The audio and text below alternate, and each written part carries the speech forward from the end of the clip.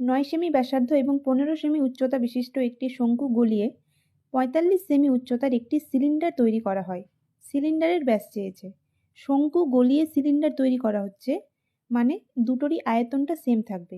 এবার শঙ্কুর আয়তনের ফর্মুলা আমরা জানি, 1/3 পাই আর স্কোয়ার এইচ, পাই ইন্টু আর স্কোয়ার। এবার আর এর ভ্যালু হচ্ছে এখানে 9 সেমি, তাহলে 9 এর স্কোয়ার ইন্টু এইচ, শঙ্কুর উচ্চতা বলেছে 15, ইকুয়ালস টু সিলিন্ডারের আয়তন, সিলিন্ডার মানে চোঙের আয়তনের ফর্মুলা হচ্ছে পাই আর স্কোয়ার এইচ, তাহলে পাই আর স্কোয়ার।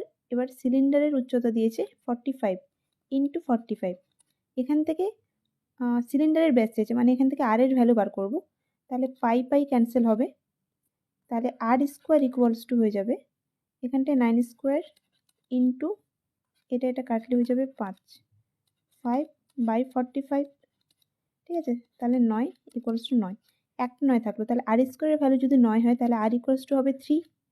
এবার ব্যাস চেয়েছে, আর মানে ব্যাসার্ধ, ঠিক আছে, তাহলে ব্যাস হবে 2r, 2r equals to 3 into 2 equals to 6, তাহলে অ্যান্সার হবে 4 নম্বর।